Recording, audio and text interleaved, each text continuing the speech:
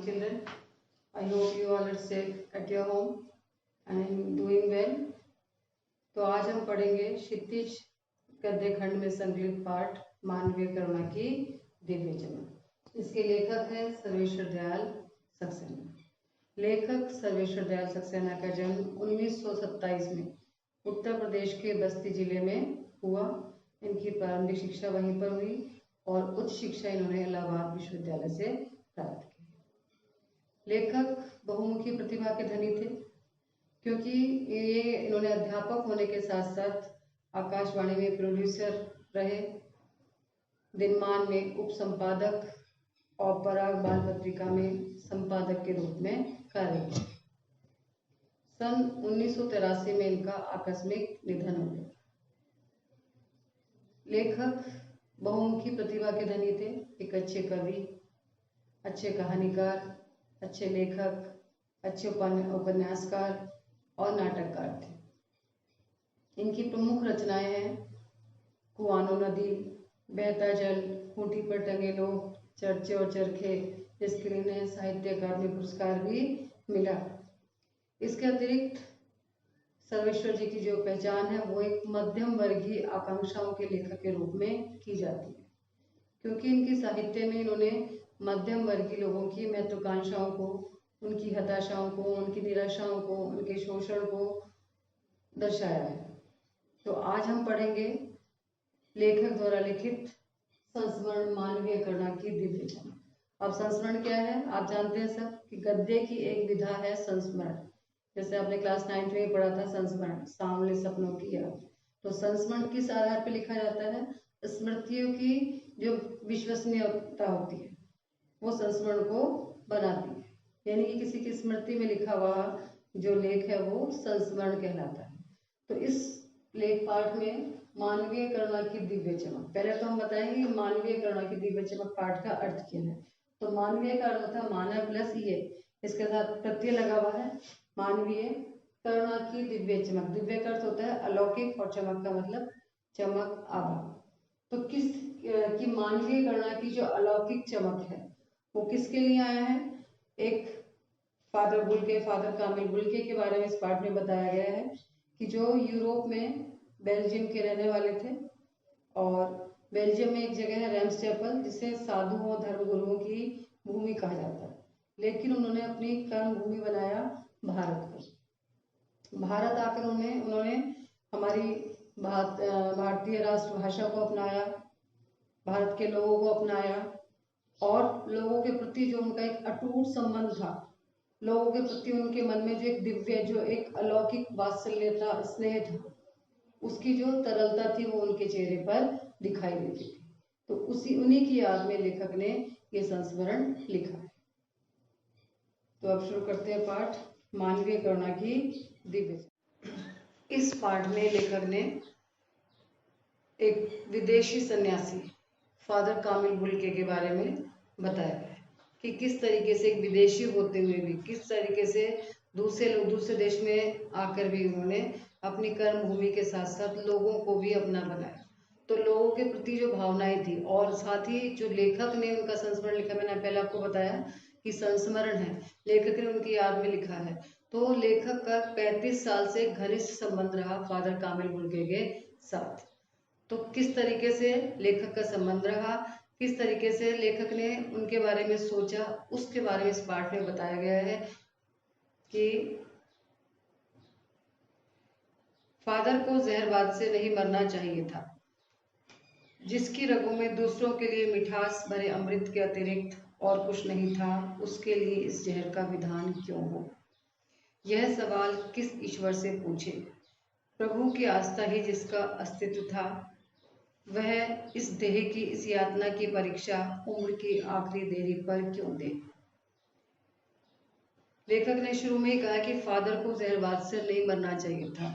इससे पता लगता है कि लेखक के मन में दुख था। फादर की मृत्यु से लेखक के मन में, लेखक जो है दुखी था।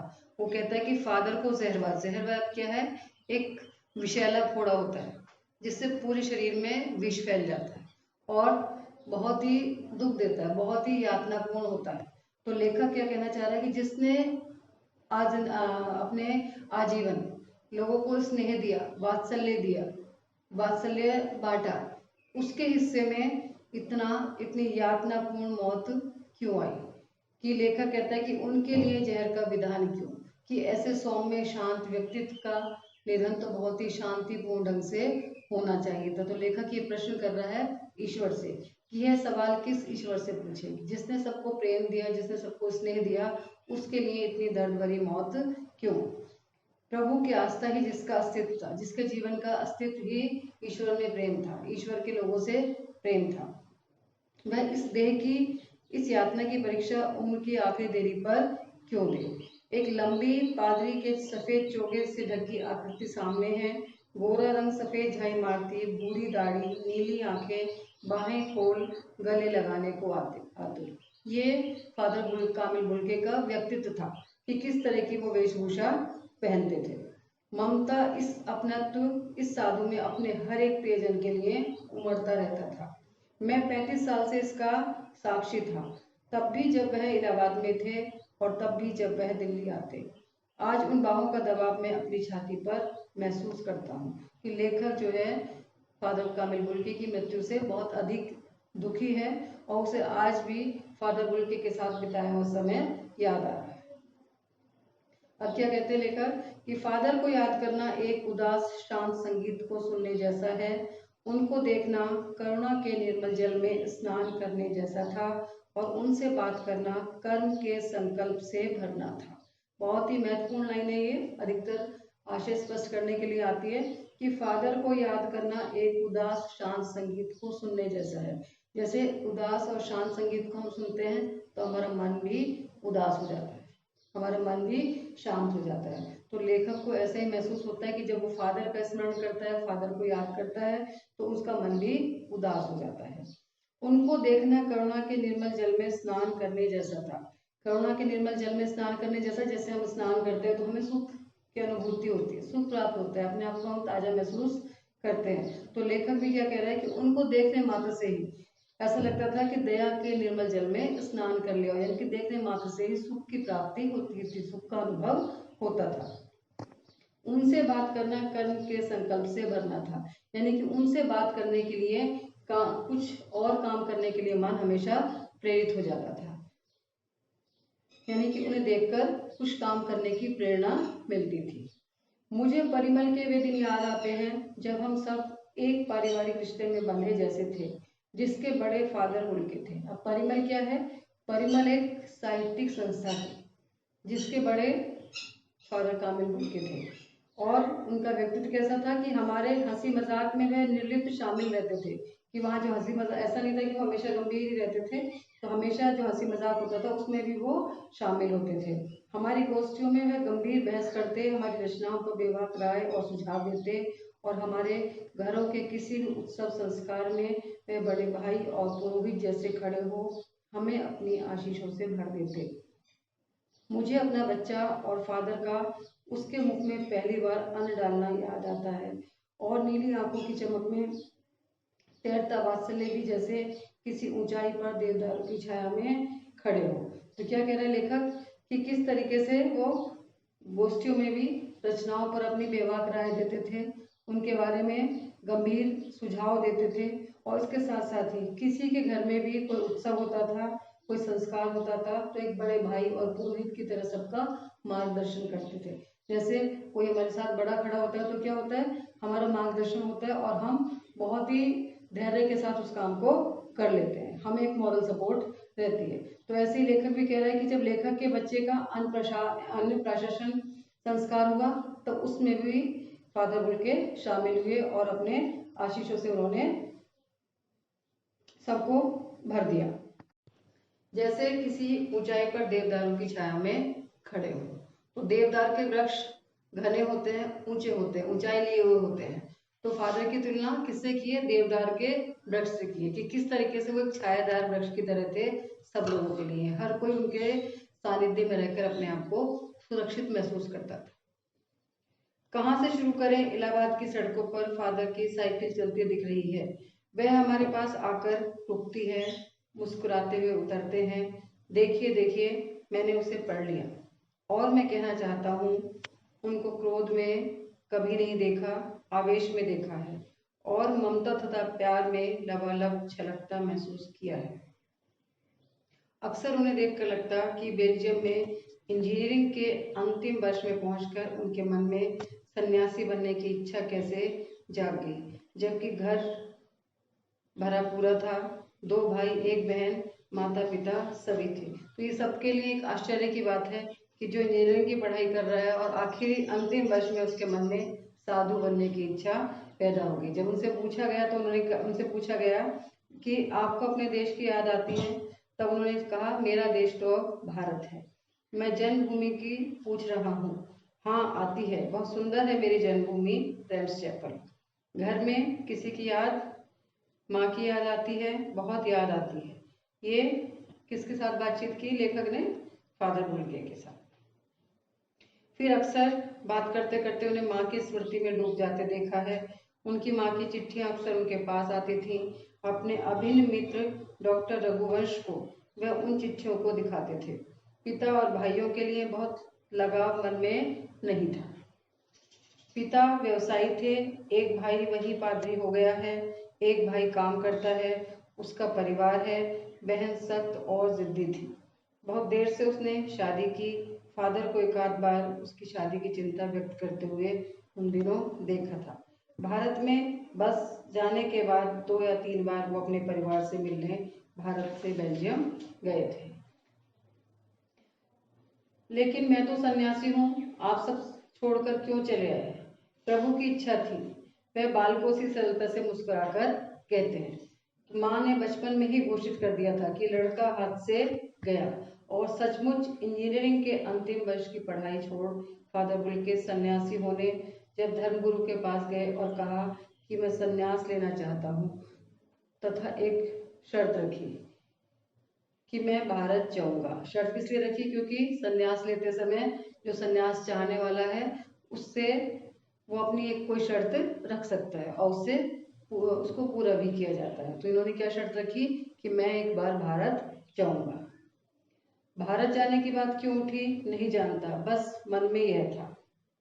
उनकी शर्त मान ली गई और वह भारत आ गए।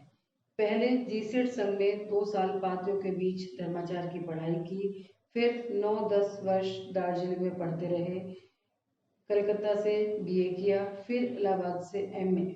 उन दिनों डॉक्टर धीरेन्द्र वर्मा हिंदी विभाग के अध्यक्ष थे। तो ये हमारे लिए बड़े आश्चर्य की बात है कि जो एक सन्यासी, विदेशी सन्यासी जिसने इंजीनियरिंग की पढ़ाई की, उसका भारत की भाषा के प्रति इतना अधिक लगाव था कि उसने वहां से आकर फिर से बीए किया, इलाहाबाद से एमए किया और हिंदी विभाग के अध्यक्ष बने।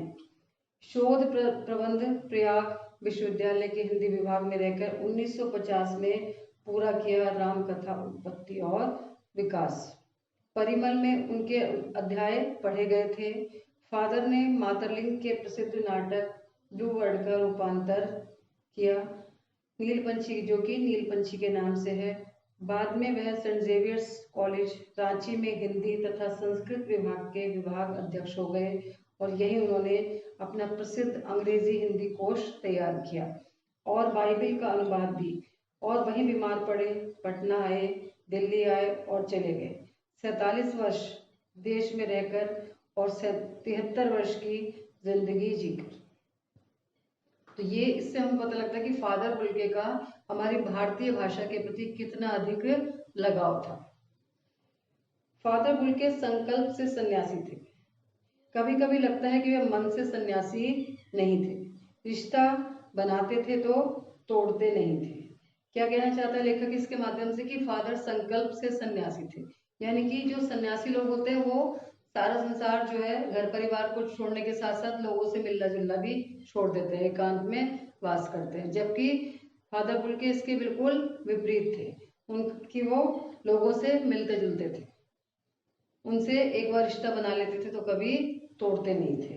तो बिल्कुल इसके विपरीत थे। तो इसलिए कहा कि संकल्प से सन्यासी। संकल्प तो उन्होंने सन्यासी का लिया था, अपना घर परिवार छोड़ दिया था, देश छोड़ दिया था, लेकिन इसके बावजूद भी भारत के लोगों के प्रति उनका असीम स्नेह था। तो उससे जब एक बार रिश्ता बना लेते थे तो कभी तोड़ते नहीं थे। जब भी दिल्ली आते जरूर मिलते, खोज समय मिलते, थोड़ा समय निकालकर गर्मी सर्दी बरसात झेल कर मिलते, चाहे 2 मिनट के लिए ही। यह कौन सन्यासी करता है? प्रश्न किया है लेखक ने कि हर कोई सन्यासी ऐसा नहीं करता है। उनकी चिंता हिंदी को राष्ट्रभाषा के रूप में देखने की थी। हर मंच से इसकी तकलीफ बयान करते और उसके लिए अकाट्य तर्क देते। यानी कि उनका हिंदी भाषा के प्रति प्रेम प्रदर्शित होता है कि उनको कितनी चिंता थी हिंदी को राष्ट्रभाषा बनाने की। और जब हिंदी भाषी उसका अपमान करते तो उसके लिए वो अकाट्य तर्क देते थे। अकाट्य का मतलब जिसे काटा ना जा सके। लोग चुप हो जाते थे उनके तर्क के सामने कि हर मंच से उसकी तकलीफ बयान करते, इसके लिए अकाट्य तर्क देते। बस एक इसी सवाल पर उन्हें झुंझलाते देखा और हिंदी वालों द्वारा ही हिंदी की उपेक्षा पर दुख करते उन्हें देखा गया। घर परिवार के बारे में, निजी दुख तकलीफ के बारे में पूछना उनका स्वभाव था। यानी कि जो भी उनका परिचित मिलता उससे उसके घर परिवार की कुशलता के बारे में, उसके दुख तकलीफ के बारे में हमेशा पूछना उनका स्वभाव था। और बड़े से बड़े दुख में उनके मुख से सांत्वना के जादू भरे 2 शब्द सुनना एक ऐसी रोशनी से भर देता था जो किसी गहरी तपस्या से जन्मती थी। बहुत ही महत्वपूर्ण लाइन है ये कि लेखक ने क्या कहा है कि बड़े से बड़े दुख में उनके मुख से सांत्वना के जादू भरे 2 शब्द सुनना एक ऐसी रोशनी से भर देता था जो किसी गहरी तपस्या से जन्मती है। हर मौत दिखाती है जीवन को नहीं रहा। मुझे अपनी पत्नी और पुत्र की मृत्यु याद आ रही है। फादर के शब्दों से झड़ती विरल शांति।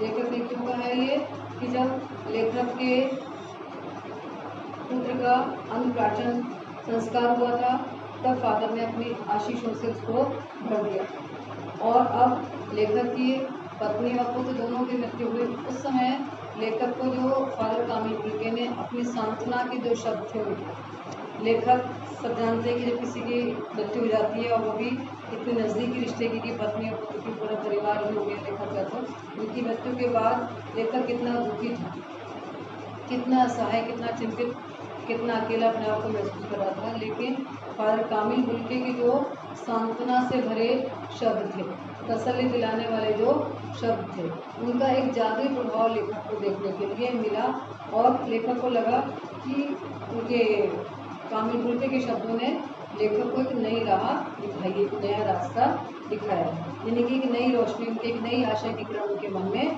पैदा की। इसीलिए कहा गया है कि सांत्वना के जादू से भरे 2 शब्द सुनना एक ऐसी रोशनी से भर देता था जो किसी गहरी तपस्या से जन्मती थी। यानी कि लेखक फादर कामिल फुल्के के सांत्वना से जो भरे शब्द थे बहुत ही जादुई थे, जादुई प्रभाव होता था और हर किसी को सुनने के बाद उसे सांत्वना मिलती थी। आज वे नहीं हैं, दिल्ली में बीमार रहे और पता नहीं चला। बाहें खोलकर इस बार उन्होंने गले नहीं लगाया। जब देखा तब वे बाहें दोनों हाथों की सूजी उंगलियों को उलझाए ताबूत में जिस्म पर पड़ी थी। जो शांति बरसती थी वह चेहरे पर थी, तरलता जम गई थी। वह 18 अगस्त 1982 को सुबह 10 बजे का समय था। दिल्ली में कश्मीरी गेट के निकलने की प्रक्रिया में उनका ताबूत एक छोटी सी नीली गाड़ी में से उतारा गया। कुछ पादरी थे, रघुवंश जी का बेटा और उनके परिजन राजेश्वर सिंह उसे उतार रहे थे।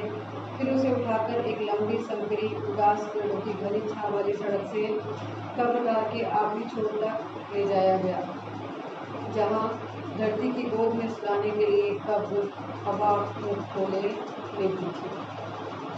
ऊपर करील की घनी छांव थी, चारों ओर कब्रें और तेज धूप के रथ होता है गोलाकार में लगे हुए थे पेड़। जैनेन्द्र कुमार जो लेखक की मृत्यु के बाद उस समय उपस्थित थे, उनके अंतिम समय में वहाँ उपस्थित थे, उनके नाम आए हैं, ये ध्यान से पढ़िएगा भी और सुनिएगा भी। इससे संबंधित प्रश्न आते हैं कि जैनेन्द्र कुमार, विजेंद्र स्नातक, अजीत कुमार, डॉक्टर निर्मला जैन, मसीही समुदाय के लोग, पादरीगण, उनके बीच में गहरी पसंद का मतलब गेरुए कपड़े पहने हुए, गहरी पसंद पहने इलाहाबाद के प्रसिद्ध विज्ञान शिक्षक डॉक्टर सत्य प्रकाश, और डॉक्टर रघुवंश भी, जो अकेले उस संकरी सड़क की ठंडी उदासी में बहुत पहले से खामोश दुख की किन्हीं अपरिचित आग से दबे हुए थे, सिमट आए कब्र के चारों तरफ। कितने बड़े बड़े शिक्षाविद वहाँ पर उपस्थित थे फादर कामिल बुल्के के अंतिम समय। फादर की देह कब पहले कब्र के ऊपर लिटाई गई, मसीही विधि से अंतिम संस्कार हुआ। मसीही विधि क्या कि ईसाई धर्म की विधि के अनुसार उनका अंतिम संस्कार किया गया। रांची के फादर पास्कल कोयना के द्वारा उन्होंने हिंदी में मसीही विधि से प्रार्थना की और फिर सेंट जेवियर्स के रेक्टर फादर पास्कल ने उनके जीवन और कर्म पर श्रद्धांजलि अर्पित करते हुए कहा कि फादर बुल्के धरती में जा रहे हैं, इस धरती से ऐसे रत्न और पैदा हो। यानी कि ऐसे ही बहुत सारे फादर कामिल बुल्के के जीवित होने की या पुनर्जन्म लेने की कामना की। डॉक्टर सत्य प्रकाश ने भी अपनी श्रद्धांजलि में उनके अनुकरणीय जीवन को नमन किया और फिर देह को कब्र में उतार दिया गया। मैं नहीं जानता इस सन्यासी ने कभी सोचा भी था या नहीं कि उनके व्यक्तित्व पर कोई रोएगा, लेकिन उस क्षण रोने वालों की कभी नहीं थी। यानी कि नम आंखों को गिनना, स्याही फैलाना है कि बहुत ही इंपॉर्टेंट लाइन है ये कि नम आंखों को गिनना, स्याही फैलाना है। इसका आशय स्पष्ट करने के लिए आता है। कहने का अर्थ क्या है कि उनकी मृत्यु पर जो रोने वाले थे वो बहुत सारे लोग थे, जबकि फादर बुल्के तो बेल्जियम से अकेले ही आए थे, एक विदेशी साधु थे, धर्म भी उनका ईसाई था, लेकिन फिर भी जो उनकी मृत्यु पर उपस्थित लोग थे वो साहित्यिक थे और इसके अलावा जो है अन्य अनगिनत लोग उनकी मृत्यु पर उनके शोक में शामिल थे, सम्मिलित थे। इस तरह हमारे बीच से वह चला गया, हम में से सबसे अधिक छायादार, फल फूल गंध से भरा और सबसे अधिक। फादर बुल्के के लिए कहा गया है कि सबसे अधिक छायादार, फल फूल गंध से भरा और सबसे अधिक। क्यों कहा है छायादार? कि हर किसी को उनके सानिध्य में रहना, हर कोई उनके सानिध्य में रहकर अपने आप को सुरक्षित महसूस करता था। और फल फूल गंध से भरा से क्या आशय है कि बहुत अधिक प्रतिभावान थे, बहुत अधिक बुद्धिमान थे और गंध से भरा, हर किसी को अपने प्रेम से अपनी तरफ आकर्षित कर लेते। तो इसलिए ये विशेषणों का प्रयोग किया गया है फादर बुल्के के लिए कि छायादार, फल फूल गंध से भरा और सबसे अलग। बहुत ही कम लोग ऐसे होते हैं जिनके अंदर ये विशेषताएं होती हैं। सबका होकर सबसे ऊंचाई पर मानवीय करुणा की दिव्य चमक में लहलाता खड़ा था, जिसकी स्मृति हम सबके मन में जो उनके निकट थे किसी यज्ञ की पवित्र आग की आंच की तरह आजीवन बनी रहेगी। कि जिसकी स्मृति की फादर बुल्के की जो याद हमारे लिए किसके समान थी कि जिस तरीके से यज्ञ की पवित्र आग होती है, उसी तरीके से उनकी जो स्मृति थी वो भी बहुत ही पवित्र थी सबके लिए और सबके जीवन में वो आजीवन बनी रहेगी। मैं उस पवित्र ज्योति की याद में श्रद्धा नत हूँ।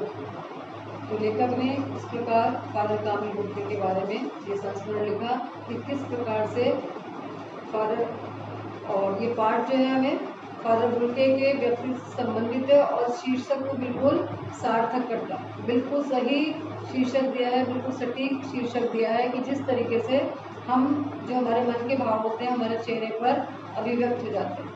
तो फादर बुल्के के मन में जो लोगों के प्रति एक असीम वात्सल्य था, असीम स्नेह था, वो फादर बुल्के के चेहरे पर झलकता था। तो आशा है आप सबको ये पाठ ठीक से समझ आ गया होगा। आप घर पर भी एक बार इस पाठ की रीडिंग करेंगे और जो कठिन शब्दार्थ हैं ये सब अपनी नोटबुक में लिखेंगे। इसके बाद हम अभ्यास के प्रश्न उत्तर करेंगे।